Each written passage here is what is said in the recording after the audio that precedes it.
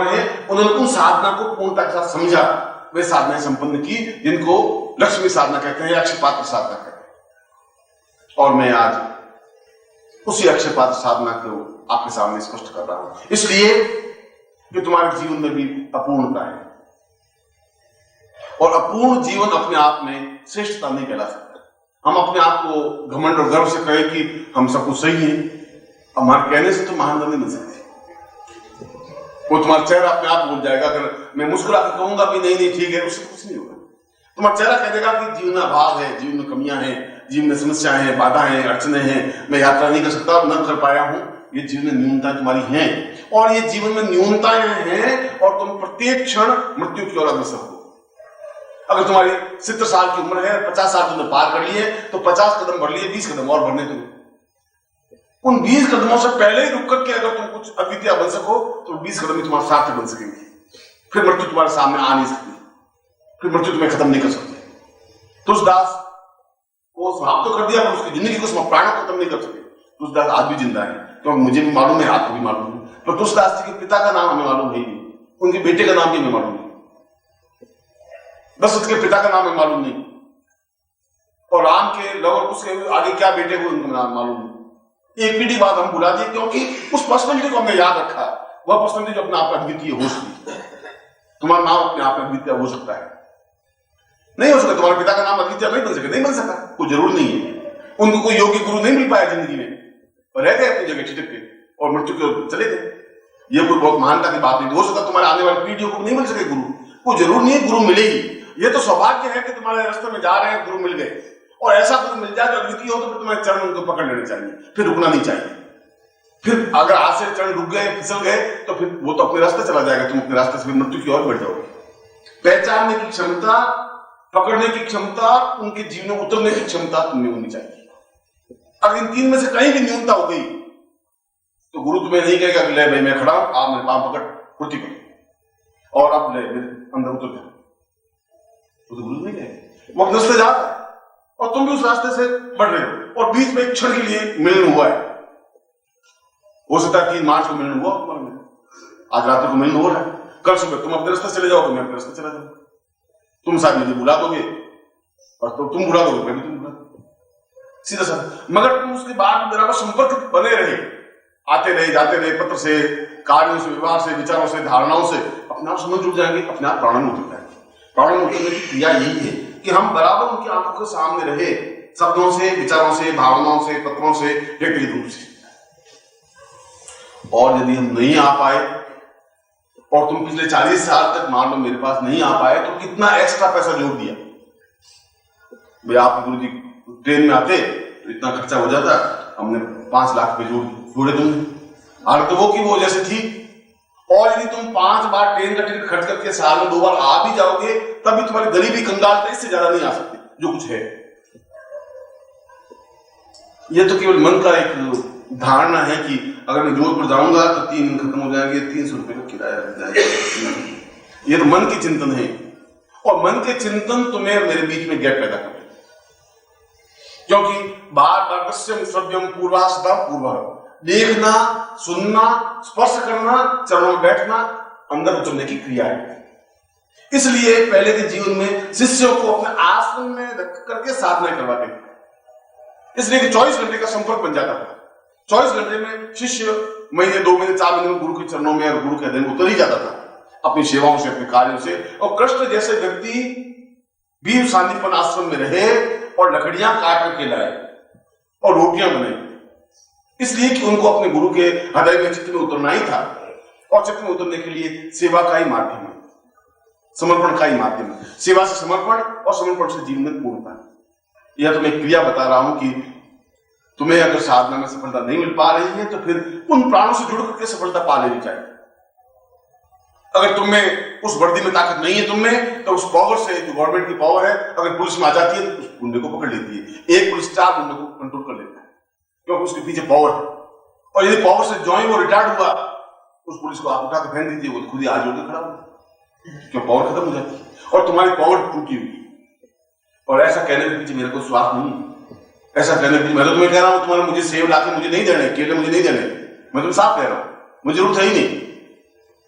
मैं तो ये कह रहा हूं तुम्हारे मेरे प्राणों का संबंध बनेंगे तो साधना में गारंटी के साथ सफलता मिल ही जाएगी, क्योंकि तुम्हें सीधा रास्ता मालूम नहीं, ये रास्ता सीधा है, समर्पण का रास्ता सीधा है। और समर्पण के पहले सेवा होती है, सेवा और समर्पण और जीवन में तो क्रिया, यह एक क्रिया है साधना में सफलता पाने का।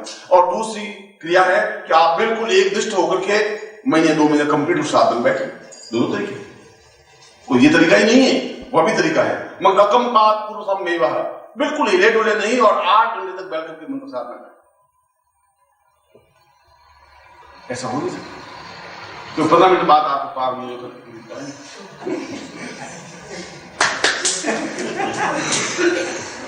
अभी 15 मिनट हुए, 8 घंटे गुरु जी ने कहा, 8 घंटे गुरु जी तो कह दिया, गुरु जी खुद बैठ के बता देंगे। मन के विचार कहने बहुत दूर है भैया, गुरु जी ने कह दिया, गुरु जी कहते गुरु जी खुद बैठे मालूम पड़े। मैं तुमसे पूछना आऊंगा नहीं, वहां तुमने ऐसा कहा नहीं कहा, साधना तुम्हें करनी, मुझे करनी, सिद्धि तुम्हें प्राप्त करनी। और जो मैं कह रहा हूं कि अकम बात बिना हिले डुले 8 घंटे या तो बैठिए या फिर वो रास्ता है, दोनों में से कोई भी रास्ता चुन लीजिए। उस रास्ते में सेवा है, समर्पण है, उतरने क्रिया है। इस रास्ते में एकनिष्ठ होकर के मंत्र जाप करना है, उतर जाना है इष्ट में। मगर ये रास्ता सीधा है, इसलिए साधना का रास्ता जब कठिन हो गया तो सेवा का रास्ता अपनाया भक्तों ने। सूरदास ने भगवान कृष्ण की आराधना की, पद गाए, मीरा ने उनके साथ नृत्य किया, कबीर ने उनके भजन गाए, और उस रास्ते के माध्यम से भी अपने इष्ट में उतरे। वह भी एक रास्ता सेवा का रास्ता है। रोज मीरा कृष्ण के लिए खाना बनाती, रोज खाना रखती कृष्ण के सामने, पंखा जलती है, बैठ बैठ याद करती रहती कि अब कृष्ण खाना खाएंगे। वो पागल तो नहीं थी, मगर उनके जीवन में उतरने की क्रिया है और लोगों ने उनको बहुत कहा। उनके पति ने, उनके ससुर सांगा ने, सबने उसको गालियां दी, डांटा, पड़ोसियों ने डांटा, उसको जहर दे दिया।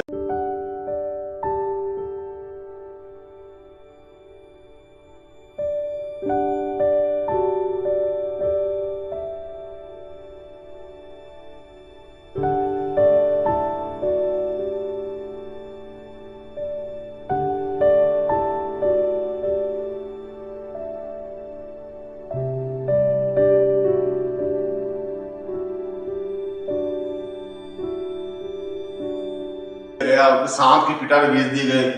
उसने कहा जीवन का ये मतलब नहीं है। भौतिकता तो थी, सांगा की बेटी की बहू थी, मामूली बात तो थी नहीं, मेवाड़ की महारानी थी, मगर उसने कहा कि आध्यात्मिकता के बिना जीवन मेरा पूर्ण नहीं हो सकता। और मैं तुम्हें भी वही बात कह रहा हूं कि आध्यात्मिकता के बिना तुम्हारा जीवन पूर्ण नहीं हो सकता। अगर आध्यात्मिकता तुम्हारे जीवन में नहीं है तो फिर जीवन तुम्हारा एक रस होकर के चला जाएगा। उस जीवन में आनंद नहीं है, उस जीवन में सफलता नहीं है, और तुम्हारे प्रयत्नों से तुम लक्ष्मी को इकट्ठा नहीं कर सकते। तुम 5-25 करोड़ इकट्ठे नहीं कर सकते, गारंटी चैलेंज लिख के दे देते यार, क्योंकि तुम्हारे परिश्रम से होती। तो अब तक 40 साल जवानी के तुमने, अब तो सफेद बाल होने लगे तुम में से, अब तो बुढ़ापे की ओर धकेलने लगे हो तुम। जो जवानी तो आजकल के युग में 17 साल से शुरू होती है, 23वें साल में खत्म हो जाती है, 24वें साल में तो गाल कुचीने लग जाते हैं, 25-27 के बाद तो बस सब हो गया। आधे 60 साल की उम्र, 30 तो आ ही गए। गुरु जी अब क्या है, पीछे रहे 30 नहीं, जैसी पार लगाए वैसे पार लग जाए। 2 बच्चे हो गए, भगवान की कृपा है। वो तो 30 साल की उम्र में तो डरने लग जाते, इसलिए बुढ़ापे की ओर तुम अग्रसर हो गए हो। और यौवनावस्था में कमा करके 5 लाख रुपए इकट्ठे नहीं कर पाए, अब तुम नहीं कर सकते, ये क्लियर हो गया। अगर कर लेते अब तक कर लेते। कुल मिलाकर आप बंद करके देखें तो 4 लाख का मकान है, 2 लाख का कर्जा है, और 3 बेटों में बंटवारा करेंगे तो मेरे जमीन तो 6 गज आएगी आदमी। तुम्हारे पास संपत्ति कुछ नहीं, पूंजी कुछ नहीं, इसलिए नहीं है कि तुम्हारे उपार्जन से नहीं बन सकता। इसके लिए तुम्हें और कुछ साधन अपनाना पड़ेगा, और वो साधन साधना का है, वो अक्षय पात्र साधना का है, लक्ष्मी साधना का है। सैकड़ों साधना जिसके माध्यम से अद्वितीयता प्राप्त होती रहे, लक्ष्मी आती रहे, बहती रहे, कमी रहे ही नहीं, उसको लक्ष्मी कहते हैं। तालाब का पानी अगर है भी तो महीने, 2 महीने, 3 महीने चलेगा, सूख जाएगा। लबालब भरा हुआ तालाब है, बहुत बड़ा तालाब है, बिल्कुल डर रहे हैं, मगर वो तालाब का पानी काम का नहीं है, वो समाप्त तो होगा ही। 5-6 महीने बाद कीचड़ पैदा हो जाएगा, 8 महीने बाद सूख जाएगा। और पतली धारा नदी की अगर बहती है तो बहती रहे, उसका पानी खत्म नहीं होगा। लक्ष्मी तो आनी चाहिए और जाती रहनी चाहिए, प्रवाह होना चाहिए, और वो प्रवाह साधना के माध्यम से होता है। और तुम्हारे पास प्रवाह नहीं है, तुम्हारे पास लक्ष्मी आती है और कोशिश करते हो कि गांठ बांध करके रख दे, और उसका मुंह बांध करके और 100 रुपए का नोट को डिब्बे में और उस पॉकेट में उस बटुए में डाल के बॉक्स में रख देते। उस बेचारी को ऑक्सीजन ही नहीं मिले, मर जाए लक्ष्मी। और मरी हुई उसको लाश को तुम कितनी बार 100 का नोट देखो और फिर रख दो, तब उससे क्या होगा? तुम उसको आनंद दे नहीं सको। लक्ष्मी तुमसे दुखी, तुम लक्ष्मी से दुखी। वो सोचे कहां फंस गए मैं, बॉक्स के अंदर ठेठ दिया।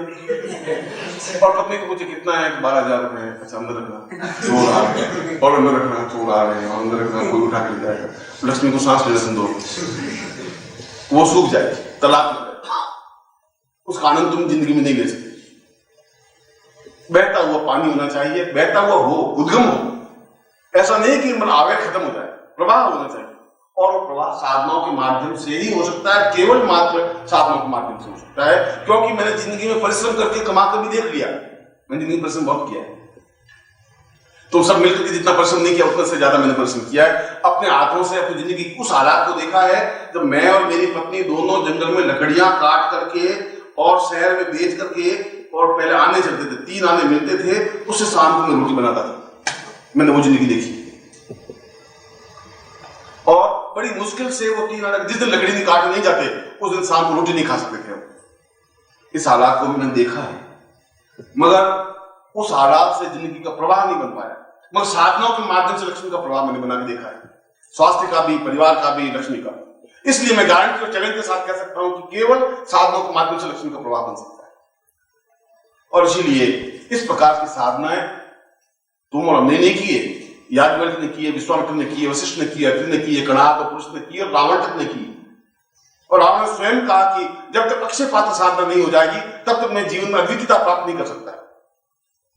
अद्वितीयता बनना, प्रबलता बनना, पुरुषार्थता बनना, वह जीवन में अक्षय पात्र साधना के माध्यम से ही संभव है। और इसीलिए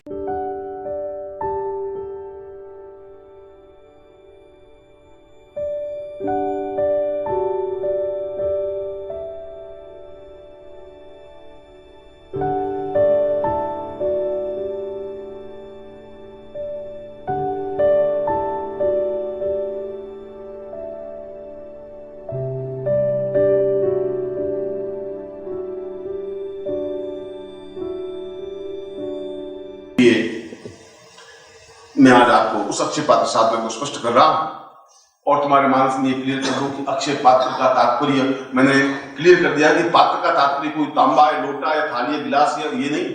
तुम्हारा शरीर स्वयं अपने आप में पात्र है और उस पात्र को अक्षय बनाना है। उसमें कुछ क्षय नहीं हो, उसमें बीमारी नहीं हो, उसमें कष्ट नहीं हो, उसमें पीड़ा नहीं हो, उसमें गरीबी नहीं हो, उसमें निर्धनता नहीं हो। जब ऐसा क्षय नहीं है तो अक्षय है। इसलिए तुम्हारे उस जीवन को पूर्ण बनाने की क्रिया है ये। और तुमने सोचा होगा कि अक्षय पात्र, पात्र का मतलब लोटा होना चाहिए, गिलास होनी चाहिए, सदा पात्र कहां गया? श्रीवास्तव ने पात्र तो दिए ही नहीं। श्रीवास्तव पात्र कहां है इसमें? श्रीवास्तव सोचे गुरु जी पात्र क्या है? गुरु जी पात्र का कैसे करें? तुम स्वयं कहते हैं सुपात्र है, एक कुपात्र है, बोलते फिर पात्र कैसे बोलते? वो सुपात्र को थाली है, पीतल की थाली है क्या? सुपात्र का मतलब है तुम्हारी पात्रता, तुम्हारा जीवन सही है। कुपात्रता मतलब तुम्हारा पात्र गलत है। और इसीलिए मैं तुम्हारे पात्र को पूर्णता दे रहा हूं। और उस पात्र के प्रतीक के लिए तुम्हारे पास मोती शंख है, वह अपने आप में पात्र है। क्योंकि या तो बहुत ऊंचे स्तर का जब योगी होगा तो अपने शरीर को पात्र बनाकर अक्षयता बना देगा। उसके लिए फिर मूर्ति, चित्र, राम कृष्ण की मूर्तियों की जरूरत नहीं। और आंख बंद करके ओम की ध्वनि करेगा, सामने बिंब अपने आप उभर जाएगा, पूजन कर लेगा। हिमालय में राम के चित्र कहां से लाएगा, कृष्ण के चित्र कहां से लाएगा? वहां पे फोटो तो है नहीं। बहुत अपने आंखों के सामने बिंब इष्ट का रखेगा, पूजन करेगा। मगर यदि वहां तक नहीं पहुंचे हैं तो चित्र सामने रखना पड़ेगा। और तुम अगर वहां तक नहीं पहुंच पाए तो तुम्हारे मैंने अक्षय पात्र रखा है जिसको मोती शंख कहा जाता है। इसलिए पूजन तो स्वयं का होना चाहिए, मगर आपको अभिमंत्रों से मैं उस पात्र को तुम्हारा ही पात्र बना करके फिर पूजन करवाऊंगा। इसलिए उसको अक्षय पात्र कहा है। और उस विद्युत माला से, क्योंकि तुम्हारे चेहरे में, तुम्हारे शरीर में एक विद्युत पैदा होनी चाहिए, एक चमक पैदा होनी चाहिए। अभी उसमें एक न्यूनता है, बुझा हुआ है। तुम्हारा शरीर तो है मगर उसमें एक चैतन्यता नहीं है, एक आग होनी चाहिए, चेतना होनी चाहिए, वो नहीं। यूं बात भी करेंगे तो मरे हुए से बात करेंगे, ठीक है बस सब ठीक ठाक है। अरे तुम मुस्कुराते नहीं हो कि? बस 1.5 महीने में जाकर के 1 सेकंड घूम किया बैठेगा। ये तुम्हारी मुस्कुराहट, मुझे तुम्हारी मुस्कुराहट बैठ बैठ के रोना आता है। मैं तुम्हारी मुस्कुराहट देखता हूँ और मैं सोचता हूँ सर अगर ये मुस्कुराहट तो जिंदगी दे ही नहीं किसी को। ये मुस्कुराहट बड़ा जीवन में एक अट्टहास होना चाहिए, मस्ती होनी चाहिए, तरंग होना चाहिए, एक तरंग होनी चाहिए जिंदगी में। वो तुमने अभी भोगी नहीं, जब भोगी नहीं तो उसका आनंद तुमने लिया नहीं। ऐसा जीवन होना चाहिए। इसलिए मैं उसमें तुम्हारे उस मस्ती को, उस आनंद को, उस प्रवाह को, उस चेतना को एक गुरु के नाते, अपने शिष्य के होने नाते मैं तुम्हें दे रहा हूं और उसको पूजन संपन्न करवा रहा हूं और बताऊंगा कि तुम्हें किस प्रकार से साधना को संपन्न करना है। क्योंकि उस साधना का प्रवाह तो मैं तुम्हें दे ही रहा हूं, मगर उसको अगर तुम्हें रोज 5-10 मिनट उसमें लगाओगे तो प्रवाह बिल्कुल बन सकेगा। अगर नहीं लगाओगे तो प्रवाह के बीच में बांध बन जाएगा। तो प्रवाह बनाए रखना है और बहुत आनंद और मस्ती के साथ अपने गुरु का पूजन किया, चिंतन किया, प्रवाह लिया, आगे पूजन किया, खत्म। कोई इसके लिए एक दृष्टता और बहुत परेशान होने की जरूरत नहीं है। कोई एक कठिन और दुष्कर क्रिया नहीं है। साधना तो बहुत आसान और सरल है। सही रूप में समझने की जरूरत है, तुम्हें सही रूप में उतरने की जरूरत है।